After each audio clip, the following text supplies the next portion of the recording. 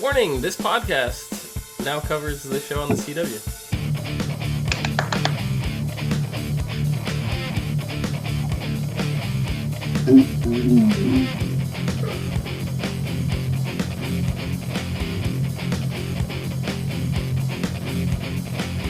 Hello everyone and welcome to the SC on TV podcast for Supergirl Season 2, Episode 1, The Adventures of Supergirl. I'm your host Dom. With me is Cleo and Rachel. Hello. Hello. How's it going? Good. Alright. Alright. Alright. So here we are in the first season of Supergirl on the CW. Uh-huh. Doesn't seem like too much has changed in terms nothing's of changed. The sets and everything looked fantastic. I'm sitting there like scrutinizing over Kat's office, being like, all right, something's going to be different. And it really wasn't. It was pretty much dead on. And the writing all felt the same. All the characters felt the same. Nothing felt like it took a dip in quality. Yep. So if anything, to me it felt like things were since it's on cable a little more. I don't know. Bloody. I guess battles were a little more. Yeah, I don't know. Like I don't they know could show more. Yeah, I don't know if that's necessarily like if that had anything to do with the networks in general, or if it's just the tone has shifted. Because you look at where Supergirl started in season 1, and it's in a very different place now in season 2, and it's for the better. But I was kind of surprised that we picked up immediately where season 1 left off, because normally the DC shows on the CW don't. They usually pick up, the amount of time, be it 3 months to 6 months that the show is off the air, and we're kind of like playing catch up here. This was just like, nope, we're going right into this. Boom. Like I think they don't want to lose people. I think that's what it was. Yeah. So I was really happy about that, and I have to say, and Cleo and Rachel are not as familiar with the actor, but Chris Wood being revealed in the pod is one of my most recent favorite actors. I don't know who he is. Yeah, he played. So on the TV show The Vampire Diaries, I think it was like season 5 or 6. The show was really losing me, like really, really bad losing me. And I was at my wit's end, and I gave the next season a chance. And they brought this actor in, and he played the villain, and he was the best villain the show has ever had. And I was just, everything was revitalized into me. I was just like, I cannot wait. Like, this show is awesome. I was looking forward to it every week because of Chris Wood. Then CW took him out of the Vampire Diaries and brought him into another one of their shows, Containment, and he was fantastic on Containment. He was absolutely amazing, and he was playing the good guy. He was playing a completely different role, so he's very versatile. So knowing he was coming into this, because I already knew he was coming into this, and I already knew he was going to be revealed in the pod, but I forgot until I watched this episode and I saw the pod, and I'm like, oh yes, Chris Wood. Like, they revealed it, and I was just like, oh, I can't wait. So in the comics, or they revealed that he's going to be playing the character Mon-El, right? So in the comics, Mon-El is thought to be Superman's older brother, but he was put into stasis, so he didn't age and all that, so he actually appeared younger. So it seems like so far that's the same kind of thing, because they said that the well of stars and stuff that he passed through, they went through the travel log and stuff. Yeah, and time doesn't move there. But in the comics, he was known as Mon-El, El keeping the family name of Kal-El, and Mon because he landed on Earth on a Monday. That was literally the entire reason for his name. Well, I mean, El, it's the House of El. Right. Yeah. Right. So he is an El. But he was thought to be the weaker. He was thought to be weaker than Superman and all that, and he was almost, but not exactly, ridiculed for it. Like, they held back. They didn't actually ridicule him, but they, like, kind of talked about it, like, behind his back kind of thing. And he had lost his memories and stuff, but then when he finally gets his memories back, it's revealed that, he's from another planet. A planet called Thoron, which is in the same star system as Krypton. Now, we know that the DC CW likes to twist things and change things, so I don't necessarily know if that's the direction they're going to go with it, but I still think it's a really cool arc nonetheless, and he has powers very similar to Superman, and by proximity, Supergirl. Yeah. So it'll be cool now that because we got Superman here. What'd you guys think of Superman? I thought he was perfect. I know, he was absolutely fabulous. I'm just gonna say, like, in all the promo, like, even in this photo that you look down there, he just looks weird. He looks goofy and everything, but I didn't think that one time during the actual show. I did find myself at times staring at his eyebrows. Fantastic. Fantastic eyebrows. He does not have eyebrows as good as what's his name? Sylar and Spock. I can't think of the actor's name. Oh, it'll come to me as soon as you say it. Zachary, Zach Quinto. He's got the most fantastic eyebrows ever, but yeah, his are pretty good. So, but yeah, I was just like, it's all about the eyebrows. It's all about that eyebrow game. I was pleasantly surprised because all the still photos that I saw of this guy, I was just like, why would you pick him for Super? I was very like unimpressed. This episode totally impressed me, so I'm really happy with that. But now that we've seen like him and Kara working together as a team, bring in a third Kryptonian, is going to be interesting. So, but yeah, especially another L, like, yeah, and it would be interesting to see a different. Well, yeah. I mean, we don't know that they may make it. That's that way, true. We don't know that. We don't know for sure. I love the chemistry between Kara and Clark. Yes, me too. Mm-hmm. It's so kind of cute. It's almost brother sisterish kind of thing. I just love it. I used to change his diapers. Yes, I know. Do we have to tell them that? Yes, I do. I love that part. And then girls were just like, yeah.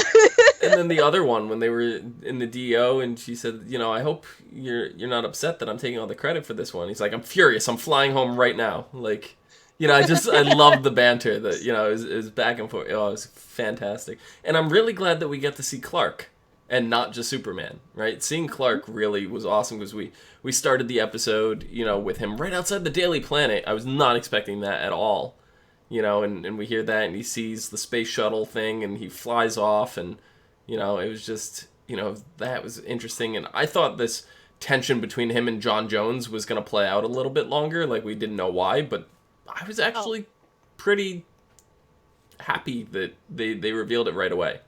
Yeah, so much. Well, I think that's gonna be something that looms over them because I don't think, does Kara know that they have kryptonite? Oh my gosh, I don't know. Well, I think she does because they have the fake Krypton.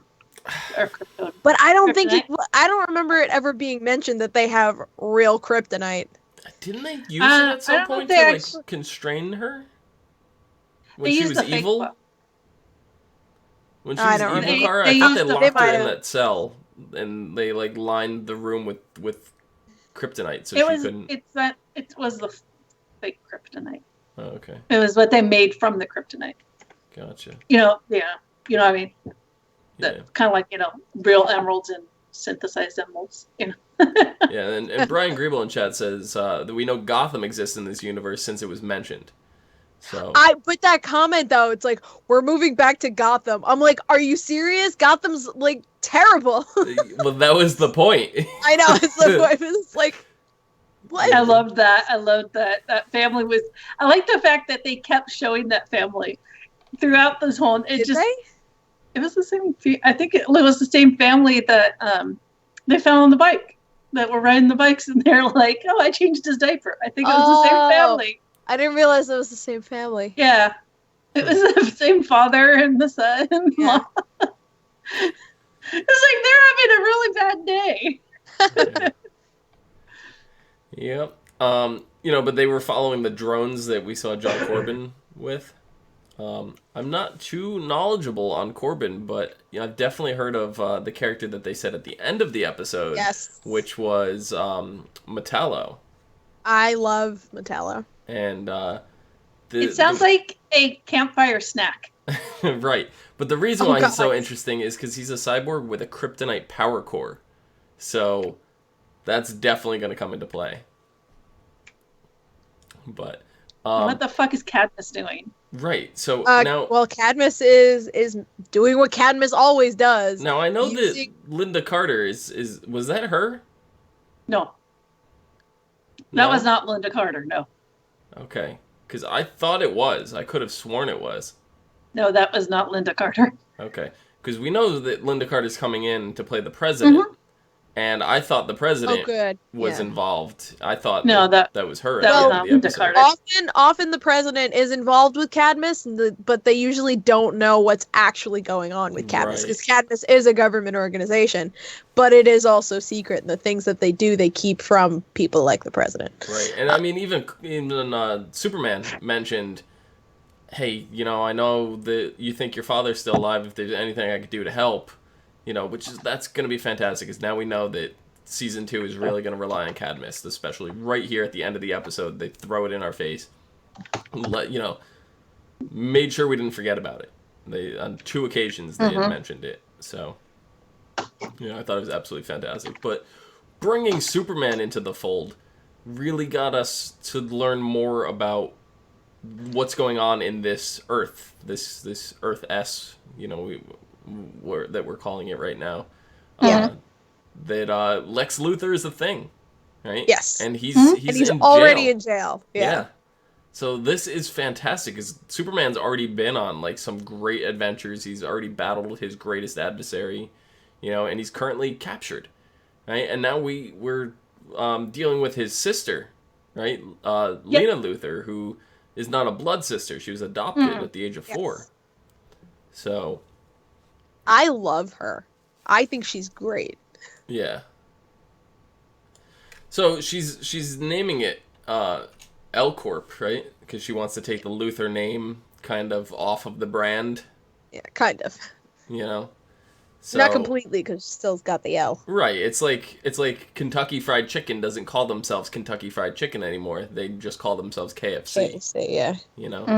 It's the exact same thing. So you don't think fried, you're just KFC, because fried is unhealthy now, yeah. So marketing, man. Yeah, look at that. It is. I mean, Kara almost went into marketing. Oh God. Well, I took an online quiz. It's like, she's just stop right there. I know, right? She should be the marketer for L Corp, right? No. No experience or schooling whatsoever in marketing. Yeah, that'll go over really well. She doesn't have experience or schooling in anything else that she was applying for. It's true. But, but anyway, seeing Lena here, we're instantly you're okay, so the shuttle was taken down, and then it's something involving her, and she was supposed to be on the flight. She canceled last minute, and then we find out there's a bomb on the plane. But then they found out the bomb was under her seat, which meant she was an assassination target. So they kind of said who could it, they questioned it a little bit, and it seemed like maybe it's Lex, because they said, Lex still has power from behind bars or whatever. Oh yeah. So, do you think now that Lex wants his sister dead, or that this is all part of a plan? He might want her dead just because she's trying to change the company. Yeah, but she might be... What if he's not involved at all? What if she hired the assassin to have 2 fake assaults on her life so she can gain people's trust? I mean, it's possible. Yeah, it is possible. So, we don't know. I don't know enough about her to make that make that jump. Yeah, and Aubrey and Jazz saying she and Kara are the same. They're very similar.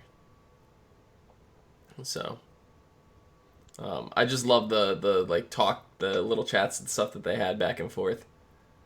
So, yes. But her and Kara. I mean, Kara and Kat Grant are very much the same too. And I'm actually not sure if Aubrey was talking about Kat or Lena, but Lena is kind of similar to Kara as well, so it fits for either of them. But we see Kat, and Kat's really trying to push Kara into her new job, figure it out. You shouldn't have slept. I only slept 2 hours, last night. Yeah. All this stuff, and she hates her new assistant, you know, and she's still like just as sassy as ever.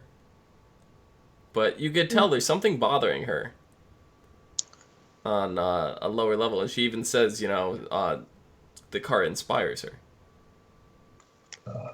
So I'm kind of curious. That what's bothering? You think that's what? Well, it's not that Kara inspiring her is bothering her, but it seems like there's something that Kat wants to do, and Kara's inspiration is making her wonder why she's holding herself back. You know? Yeah. So this might, I mean, we've already kind of known that possibly Cat Grant won't be in this, so maybe this is a way to have Cat Grant leave the show. Well, she wants to try to do something else. They did announce that Cat Grant will remain in this season. She will be prominent in the season. She may not be as prominent, but she will still be in this enough that she won't be missed. Yeah. So, you know, like we had, we saw her maybe 6 times an episode, you know, before. You know, we may see her once an episode or once every other episode or something like that. And I'm completely fine with that. You know, like, just this whole first episode, having her there and everything, when they easily could have pushed her out, right? And just had, you know, Kara starting her new job and never seeing Kat and all that. But having Kat here reassured me that everything's going to be okay. Yeah. So. I was, when you were talking about thinking that lady at the end was Linda Carter, it got stuck in my head. It's like, I've seen her before, and I was going to look her up earlier, and I didn't do it, but I just did. It's Brenda Strong. Okay. She has been on Desperate Housewives, Seinfeld. She was on The Walking Dead as Fear of the Walking Dead as Eileen Stowe. So that's who it is. It's like I knew I've seen her somewhere before. It's like I knew I've seen her before. I think that's the wife in the lighthouse. I'm not 100% sure. Oh, okay. That's who I think that is. She's in 3 episodes. So yeah, I think that's who that was. Yeah, does it say what season? Probably 2016. So yeah, I think that was. I think that was the lighthouse. Pillar of Salt. Jessica. And no, it's the mother. That's Jessica's mother. Oh, okay. Okay. Yeah. So, I mean, when I saw her, I was like, I know who she is. I can't put my finger. She's one of those character actors that she's done so much that she's just in everything. Yeah. Well, she's playing a scientist here or whatever. Now, like, because they've mentioned Gotham, and we've had kind of, like, subtle teases of it on The Flash, where they've mentioned, like, Bruce and stuff like that. Like, we've seen it. It's not like they've ever said Bruce, but we've seen it on, like, telephone. On the newspaper. You know, and newspapers and stuff like that. So, I'm curious. Do you guys think there's any plans for a CW version of Batman? I hope God, not. What I want is Batman to show up in somebody else's thing. We all know how Batman and Superman movie went, so, you know, let's not do that. Huh. Yeah, I'd like him to show up in something, but I listen. Let's not go down that road. Yeah. Gotham's already down a dangerous road. Let's not. What if they crossed over Fox's Gotham? Do you think there's any chance of that? I'm sorry. That show has got me so uninterested that if they did that, I would just be upset. I'm loving Gotham. Fuck no. I watched one episode and I'm like, nope. I could live the rest of my life and never watch another minute of this. Fair enough. I don't know. They stole my Mulan for bullshit. I'm sorry. Oh God. Sorry. Yeah. Here we go. Seeing Win. Every chance I get. Seeing Win here working at the DO was fantastic. I think it's a much better role for him than anything at Catco that he could possibly be doing. His skills were underutilized at Catco. And he learned how to speak Klingon. I'm not Klingon. Klingon? Kryptonian? Kryptonian! I love that. He probably does know how to speak That's actually not too bad of a stretch. I guarantee you he knows how to speak Klingon. But that was... I honestly, when he said I just learned Kryptonian, I got the I just picked up Klingon vibe. Yeah. Like, oh yeah, I just learned this dead alien language. It's like, oh. And it was All just right. fantastic seeing him geek out over Superman. I know. I'm sorry, I expected it to be like the scene where Ant-Man meets Captain America. Thanks for thinking of me. I'm shaking your hand too long. Yeah, it was honestly, all of the interactions with Superman were fantastic. Because, like, Yeah. you know, Kara and Superman were great. And then we had, we had the tension between John Jones and Superman. So that was, like, a very drastic, change there. I like that. And then, like, Kat Grant falling in love with, like, Clark. She's like, oh my god, that was great. Absolutely fantastic. Come on now. I mean, they set that up because Kara's sister was like, so. Yeah. She was like, yeah. And she's like, don't. Just don't. Yep. What did she say? She's like, I can't remember. Your cousin's hot? Your cousin's kind of hot? Yeah, something to that effect. She's like, no. No, don't. No, let's not go there. But he's still with Lois, so we know that much. Yep. Yeah, he's still with Lois. And then, like, it's just Kara's reaction to everybody's reaction about her cousin was absolutely fantastic, too. Because it's like, when Miss Grant, she goes, not you too! It's like everybody, like seeing the whole DEO just, like, clamor and freeze up when he came in, and they were all, like, nervous. They're all shaking his hand. They're like, hi! Well, granted, he's had a 12-year head start on her getting famous. So yeah, which is true. really weird because he's the younger brother, but he's older than her, Younger cousin. Yeah. Or cousin, yeah. But I like that when you're technically 12 years older than her. He goes, we age different here on her. We age slower here on her. Yeah. Yeah. And then when it's just like, you look really good. Oh, it was great. It was absolutely great. But I just love the fact that you could tell there's just so much like love and family love between the two of them. They're, hugging each other and they're supporting each other. And it's amazing. Now that, I think, is the exact reason why her and James are not doing too well. It's because she hasn't figured herself out yet? Or well, because it's a different kind of, like, she sees the kind of, like, family bond, that she has, and she expects her relationship to be somewhere feeling like that, and she said that it's not exactly, it's what she wanted, but it's not what she expected, or something like that, Yeah. She's changing. She's starting to find herself a little more, and she's starting, to figure out exactly what she wants. Before she was that little mousy assistant that, was like, oh, yes, ma'am. Yes, I'll do what you need to do. Yeah. Kind of thing. Didn't really know who she was. Yeah. I mean, it's not, I don't think her and Jimmy is totally out of the question right now, but for right now, I think she's doing the right thing and trying to figure herself out first. I agree. Instead of dragging someone else along for the ride, which possibly can end horribly. In the old, like, TV show and comics and stuff like that, did Jimmy ever have someone? I thought he did. I can't remember. Not as far as I remember. No?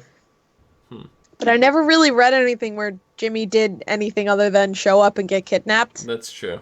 Like, literally, that's all I ever remember Jimmy doing.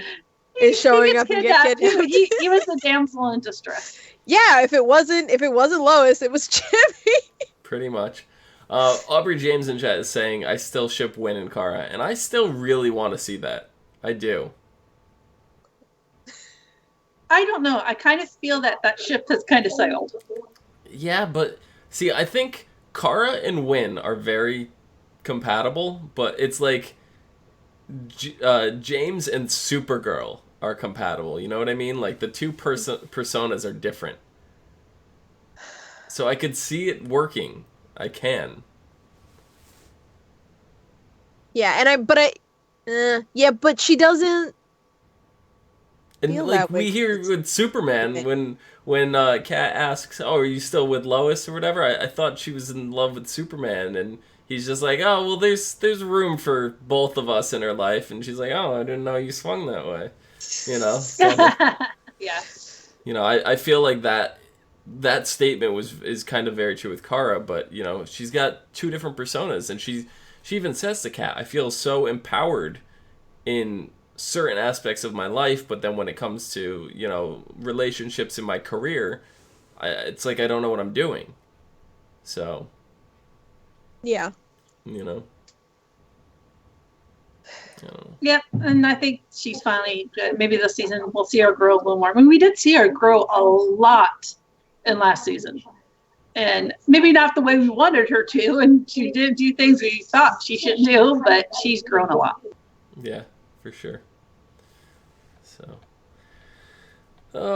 I don't know. All in all, I really, really love this episode. I like where the season's going. I'm very interested in Cadmus. I'm very interested in what Lena Luthor's going to be up to. I can't wait for Metallo. Like, that's going to be awesome. And I think we're going to get some flashbacks or some, because, you know, he wants to know about his parents. And the only person that he knows about his parents is Kara. So, and he told her so much. So supposedly Mon-El was talking to Jor-El before the whole thing left, and that's when his ship, and that's why he went to Earth. That's how it happened in the comics anyway, so there probably will be a lot more flashbacks, and they'll probably involve Mon-El and stuff, so... And I just think, you know, I think it's time for him to know a little bit about his past. Yeah, for sure. And Mon-El also sometimes went under the name Valor, so I don't know if we'll see that used in the show at all. So, but yeah. You never know. You never know. Yep. You guys have anything else for this episode? I know there's no people that there are no doppelgangers from Earth 1 in the S universe. Right. But I want the only doppelganger to be Amanda Waller. I just want, while we're exploring Cadmus, there's Amanda Waller. That would be kind of cool. Really, but, I miss her. That could be part of the crossover. Yeah, I know. I hope. Yeah. So... Yes. We will see. Next episode is called The Last Children of Krypton. So it seems like they're going in that direction. Cadmus attacks National City with a kryptonite-powered villain, Metallo, who ends up seriously hurting Supergirl. Superman blames Hank because the kryptonite was stolen from the DEO. Oh, snap. Oh, snap. Meanwhile, Kara's first day at her new job doesn't go as planned after she meets her new boss, Snapper Carr. That sounds like a fish. It does. Like, just put a P at the end of his name, Snapper Carp. Like, Snapper Carp. You know, I don't know. That name. He's great. He's great with lemon and butter and some herbs. That name doesn't really ring a bell. Gonna look. No, not for me either. It is a character from the comics whose fictional nickname is almost always used by other characters in favor of his given name. I don't know. It doesn't seem like he's got anything. He's member of the Justice League at some point. He assisted the Atom. He's got some stuff. So, I mean, he's around, but he doesn't seem like a notable superhero. He's not a main superhero. He's just the sidekick. Yeah, his full name is Lucas Carr, nicknamed Snapper. Well, the Justice League gets very, very big. Yeah, at it does. certain points, so it does. You have a lot of B superheroes in there. Yeah, so I think the nickname Snapper has got to be photographer. Maybe is probably what I'm thinking. Well, if she's doing a reporter, chances are that's probably how he got his name. Ellsworth specifically coined the name Snapper Carr, the character's first name indicating his habit of snapping his fingers when excited or making a point. Okay, so we're gonna get a lot of snapping. Oh god, he has a tick. Yep. It's not gonna be annoying. No, not at all. we're gonna rage about it if that's what they do to it. Yep. All right, so that about does it. Cleo, where can the people find you? They can find me at Cleomoto on places. Things. Rachel, where can the people find you? You can find me at Twitter at Savannah17 and on Twitch at Savannah, where I'm hopefully going to be finishing up this costume soon. Excellent. You can find me down below at Phenomedon, PHENOMEDOM. Phenomedon. And Brian asks in chat, when is this 4-way crossover supposed to happen? Rumor is it is going to be in the last episode of every single one of the shows that leads into the mid-season finale. Right. The winter break. So that's like 8 or 10? Yeah, so probably somewhere around there. So we're going into Christmas season. We're going to be like, we don't care about Christmas. But we want to get... Christmas is canceled. We just want these shows. Yeah. No, exactly. Christmas is canceled. We have to flip all these tables. Yeah, basically. You can find us all and more on Facebook, Gmail, G+, Twitter, and right here on YouTube at /ASO TV Podcast for some more podcasts for some of your favorite TV shows, games, and movies. Until next time, see you guys later.